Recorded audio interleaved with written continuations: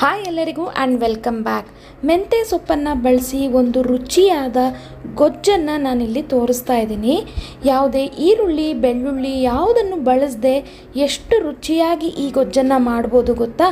ಹಾಗಿದ್ರೆ ಬನ್ನಿ ಮಾಡೋದು ಹೇಗೆ ಅಂತ ನೋಡೋಣ. ಮೊದಲಿಗೆ ಮಸಾಲೆ ಮಾಡ್ಕೊಳ್ಳೋಣ. ನಾನಿಲ್ಲಿ 2 ಟೇಬಲ್ ಸ್ಪೂನಷ್ಟು ಕಡಲೆಬೇಳೆನ ಚೆನ್ನಾಗಿ ಫ್ರೈ ಮಾಡ್ಕೊಳ್ತಾ ಇದ್ದೀನಿ. ಎಣ್ಣೆ ಹಾಕೋದು ಬೇಡ, ಡ್ರೈ ರೋಸ್ಟ್ ಮಾಡ್ಕೊಳ್ಬೇಕು. ಇದು ಸ್ವಲ್ಪ ಫ್ರೈ ಆಗ್ತಾ ಇದ್ದಂಗೆ 1 ಚಮಚದಷ್ಟು ಜೀರಿಗೆನ ಹಾಕ್ಕೊಂಡಿದ್ದೀನಿ. ಒಂದು 3 ಬ್ಯಾಡಿಗೆ ಮೆಣಸನ್ನ ಹಾಕ್ಕೊಂಡಿದ್ದೀನಿ. ನಿಮಗೆ ಖಾರ ಬೇಕು ಜಾಸ್ತಿ ಬೇಕು ಅಂತಂದರೆ ಬ್ಯಾಡಿಗೆ ಮೆಣಸು ಜೊತೆಗೆ ಗುಂಟೂರು ಮೆಣಸನ್ನ ಕಾಂಬಿನೇಷನ್ ಆಗಿ ಹಾಕ್ಕೊಂಡು ನೀವು ಫ್ರೈ ಮಾಡ್ಕೊಳ್ಬೇಕು. ಎಲ್ಲ ಚೆನ್ನಾಗಿ ಘಮ ಅಂತ ಪರಿಮಳ ಬಂದಮೇಲೆ ಅದನ್ನೊಂದು ಮಿಕ್ಸಿ ಜಾರಿಗೆ ಹಾಕಿ ಸ್ವಲ್ಪ ತೆಂಗಿನಕಾಯಿ ಹಾಕಿ ಇದನ್ನು ನೀರು ಹಾಕಿ ನುಣ್ಣಗೆ ರುಬ್ಕೊಳ್ತಾ ಇದ್ದೀನಿ. ಈ ರೀತಿ ನಾನು ಮಸಾಲೆನ ಮೊದಲಿಗೆ ರೆಡಿ ಮಾಡ್ಕೊಂಡಿದ್ದೀನಿ. ಇನ್ನು ಒಂದು ಬಾಣಲೆಗೆ 3 ಟೇಬಲ್ ಸ್ಪೂನಷ್ಟು ಎಣ್ಣೆ, ಸಾಸಿವೆ ಚಿಟಪಟ ಸಿರಿದಾಗ ಕರಿಬೇವಿನ ಸೊಪ್ಪು ಹಾಗೂ ಒಂದು 1/4 ಚಮಚದಷ್ಟು ಇಂಗು ಹಾಕೋದ್ರಿಂದ ಒಳ್ಳೆ ಫ್ಲೇವರ್ ಕೊಡುತ್ತೆ. 2 ಕಟ್ಟಷ್ಟು ನಾನಿಲ್ಲಿ ಮೆಂತ್ಯ ಸೊಪ್ಪನ್ನ ಚೆನ್ನಾಗಿ ಕ್ಲೀನ್ ಮಾಡಿ ಈ ರೀತಿ ಹೆಚ್ಚಿಟ್ಕೊಂಡಿದ್ದೀನಿ. ಇದನ್ನು ಕೂಡ ಹಾಕ್ಕೊಂಡು ಚೆನ್ನಾಗಿ ಫ್ರೈ ಮಾಡ್ಕೊಳ್ತಾ ಇದ್ದೀನಿ.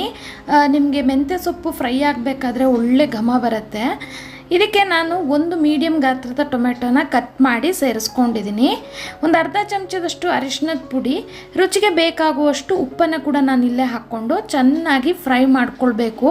ಟೊಮೆಟೊ ಎಲ್ಲ ಸಾಫ್ಟ್ ಆಗಬೇಕು, ಅಲ್ಲಿ ತನಕ ನೀವು ಇದನ್ನು ಫ್ರೈ ಮಾಡ್ಕೊಳ್ಳಿ. ಇನ್ನು ಈಗ ನೋಡಿ ಟೊಮ್ಯಾಟೊ ಎಲ್ಲ ಚೆನ್ನಾಗಿ ಬೆಂದಿದೆ. ಇದಕ್ಕೆ ನಾವು ರುಬ್ಬಿರುವಂತಹ ಮಸಾಲೆನ ಹಾಕ್ಕೊಳ್ತಾ ಇದ್ದೀನಿ. ತುಂಬ ಬೇಸಿಕ್ ಪದಾರ್ಥಗಳನ್ನ ಉಪಯೋಗಿಸಿ ಮಾಡಿರುವಂತಹ ಮಸಾಲೆ ಇದಾಗಿರುತ್ತೆ. ಯಾವುದೇ ಚಕ್ಕೆ ಲವಂಗ ಯಾವುದನ್ನು ಕೂಡ ನಾವಿಲ್ಲಿ ಬಳಸಿರೋದಿಲ್ಲ. ಕೇವಲ ಜೀರಿಗೆ ಮಾತ್ರ ನಾವಿಲ್ಲಿ ಬಳಸ್ತೀವಿ. ಟೇಸ್ಟ್ ಕೂಡ ತುಂಬಾ ಚೆನ್ನಾಗಿರುತ್ತೆ ಈ ಬೇಸಿಕ್ ಮಸಾಲೆ ಪದಾರ್ಥಗಳನ್ನ ಉಪಯೋಗಿಸಿ ಮಾಡಿರೋದ್ರಿಂದ. ಜೊತೆಗೆ ನಾವಿಲ್ಲಿ ಈರುಳ್ಳಿ ಬೆಳ್ಳುಳ್ಳಿ ಕೂಡ ಯಾವುದನ್ನು ಬಳಸಿಲ್ಲ.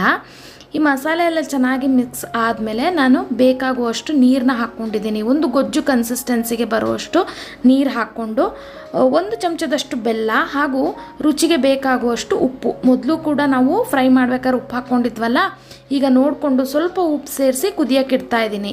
ಇಲ್ಲಿ ನೀವು ಟೊಮೆಟೊ ಬಳಸಿಲ್ಲ ಅಂತಂದರೆ ಹುಣಸೆ ಹಣ್ಣಿನ ರಸನ ಕೂಡ ನೀವು ಯೂಸ್ ಮಾಡ್ಬೋದು ಟೊಮೆಟೊ ಬದಲಿಗೆ. ಚೆನ್ನಾಗಿ ಒಂದು 5 ನಿಮಿಷ ಕುದಿ ಬಂದ ಮೇಲೆ ಈ ಗೊಜ್ಜು ರೆಡಿ ಆಯಿತು.